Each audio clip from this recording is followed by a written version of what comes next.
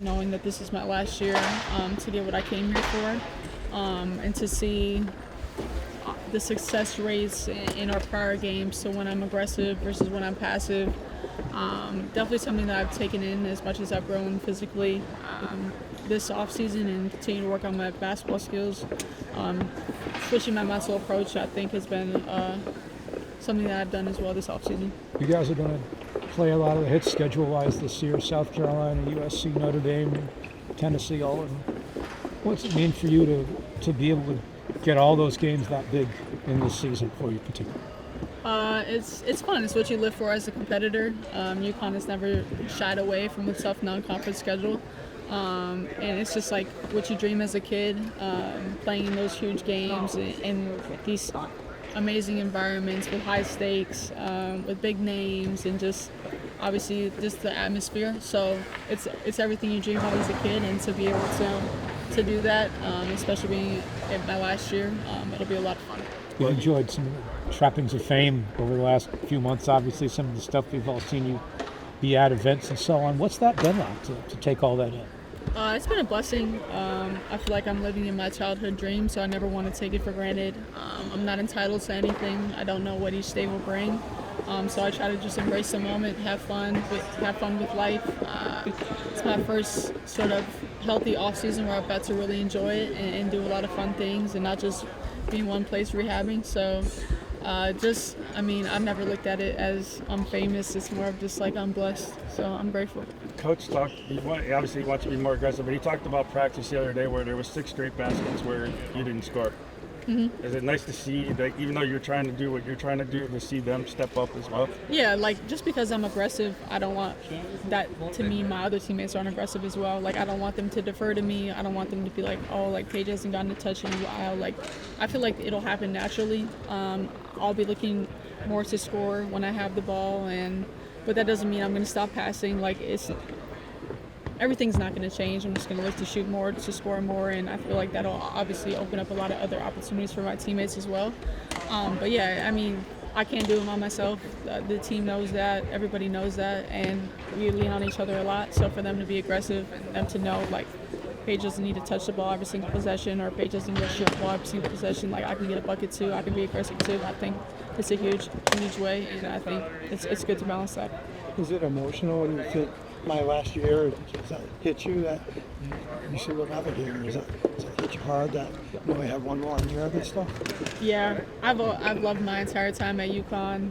Can't imagine it coming to an end, which is why I don't try to worry about the past. I don't try to worry about the future. I just try to stay where I am. So as of right now, I have a whole season ahead of me, so that's all I'm really focused on.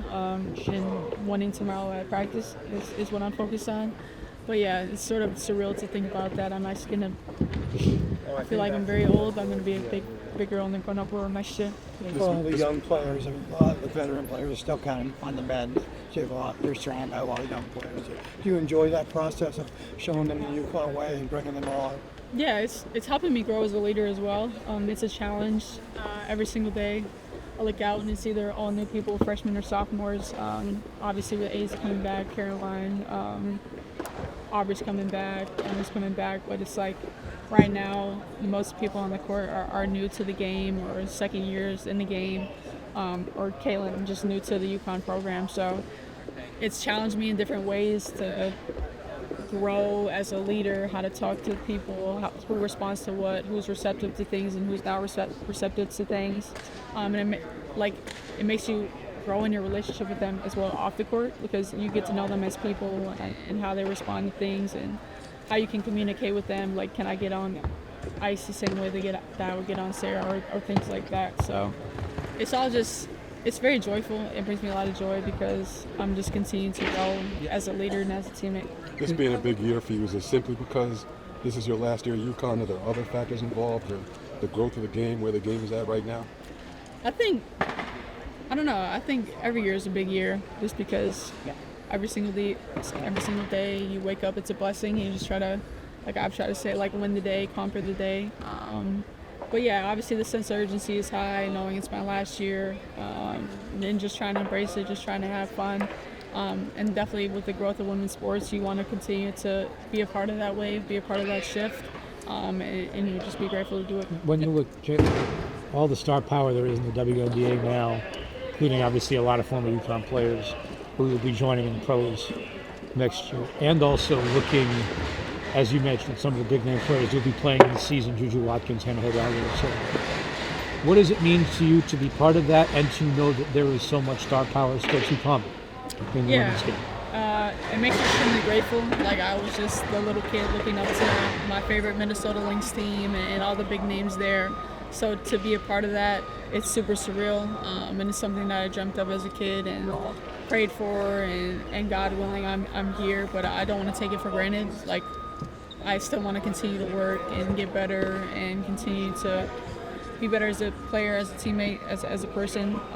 So just continue to never take it for granted, and then know that as much as I was a little kid looking up to my role models, that little kids are looking up to me. So continue to be something to aspire to be. I'm a role model and a great person to follow. You mentioned the stakes this year. Does it feel maybe a little bit of the load has been taken off you with all the returners and all the new freshmen? Do you feel like maybe you could not have to play 40 minutes a night and instead kind of give opportunity to these guys to maybe take you farther than you thought you could go? Yeah, I mean, the burden is better when you get to share it. And I think we've talked about that a lot as a team. Like, obviously, people on the team are dealing with different pressures, but we all have the expectation of playing at UConn and being the national championship or bust. I think the more that we rely on each other, the more that we talk about it with each other, the more that we're vulnerable with each other, I think it'll help us and go a long way. Again, not stress about the future. It's so easy to get caught up in wanting to win a national championship so bad that you get so caught up in that you're not worried about winning today. And I think you can't win a national championship overnight. You win it in October, November, December, and all the habits that you build up until that point. So for me right now, it's winning every single day of practice, winning every single day in the weight room, winning every single day in my training, in my rehab, and conquering every day in front of me, and just going one step at a time, one foot in front of the other. Is it just time that's gotten you there, or was there kind of a concerted effort to kind of change that mental approach? Experience, time, working with different people, asking for help, not being afraid to ask for help and say that you can't do it by yourself, because I'm human. I still let pressure get to me. I let other people's opinions get to me, and trying to fix that and better that for my mental, and better me on the court as well. So a lot of things. Are you seeing KK kind of settle down and now about the summer side? Yeah, definitely. You can see like the experience and having 1 year under belt, what that's done for her. And I've told her, like, yeah, you're only a sophomore, but you know your role is going to be heightened. You know you have a lot of experience compared to the freshmen, and you played a lot of minutes, you played a lot of games, so you can see it slowing down for her, and like learning how to play with pace and when to have her foot on the gas and when to slow it down a little bit. So it's definitely something that she's continues to learn and continue to get better at. I know she's recording you right now. What have you learned about Sarah in the short time that you guys she's the way you play? Just that she knows how to play the game. I think that's the biggest thing about her. She can pass, she can score at all three levels, she defends. And I mean, she's a hard worker, and you can tell like she's grown up around the game. She's played it a whole bunch, and she loves it. But I feel like the biggest compliment as a basketball player is like she knows how to play. She has a high IQ. She can do. I don't think there's anything on the court that she can't do. Speaking of Sarah, she's a question for you. So Sarah's talking now. We know that you can hoop and you can sing. So when is Lil Paige dropping again? She's a jokester too. She's got it all. She's a funny girl. You can expect something from Lil Paige when you get some from Rock. That's her nickname. I don't think, baby. Peter, take a kind of active. So schedule this year that you're excited. Honestly, every single one. I think I'm super just excited. I realize that as time passes by and as games go by, that it's one less time and opportunity I'm going to get to wear the UConn jersey. So, honestly, all of them. Paige, what was it like? It looked on video that you were loving it, but what was it like seeing Ali Zeibel pop off on first night on Friday? I mean, I see it every day at practice and shooting workouts, but it's obviously different. It was probably, I think, her first experience doing something like that in Gamble with fans and the loud environment and that atmosphere. But it was awesome. Obviously, she was on my team for first night. Everybody's like, "You were cheering against AZ." I'm like, "Yeah." I was on Team Blue. She was on Team White. Like, obviously, I was cheering against her. So, just to see her do that, I think it bodes well for her confidence and to have that sort of night. She's a confident person as it is, but I was very excited for her. Yeah. And also, just equivalently, just following up on first night, was you hit essentially a logo 3 to start the scrimmage. Sarah Strong answers back. What was it like seeing her hit that logo 3 and that kind of action? Yeah, I hit it first, and then I was like, Sarah turned around and made it. I'm like, was the shot really that easy? I was like, I wasn't expecting it, but I should have. But no, it was all fun, and I thought we shot extremely well to start that scrimmage. Paige, you mentioned your decision to forego the WNBA draft last year because you wanted to give it one last shot to win a national title. How much would it mean to you to capitalize on your collegiate career with a national championship, considering all the adversity you've been through throughout your career? Yeah, I don't even think I could put into words what it would mean.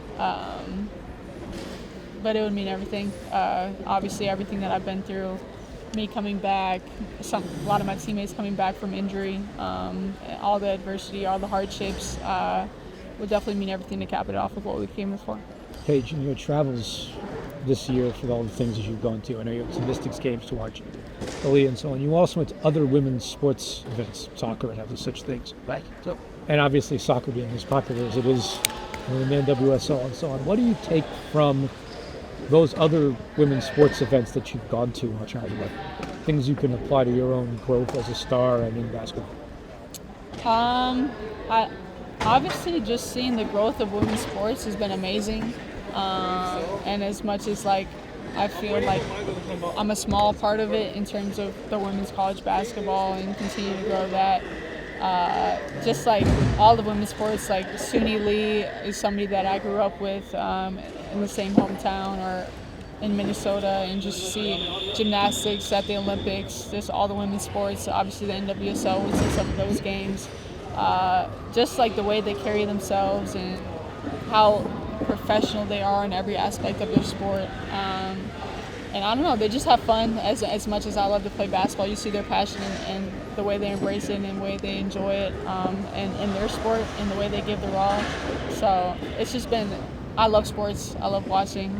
It's just sports, women's sports is everything. You mentioned Suni. Any other famous folks you met along the way you particularly cherish getting to meet? Coco was one that I was very excited to meet, along with seeing her greatness and just how young she is and how well she carries herself. And Francis Tiafo, he's like a good friend of me.